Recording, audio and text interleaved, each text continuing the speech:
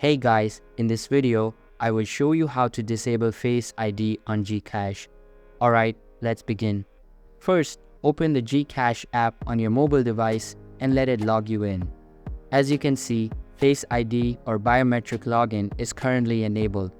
To disable it, tap on the profile icon at the bottom right of the screen.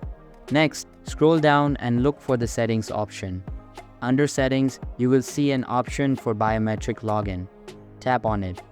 Now, you will see a button to disable biometric login. Tap on disable. A confirmation prompt will appear asking if you are sure you want to disable biometric login.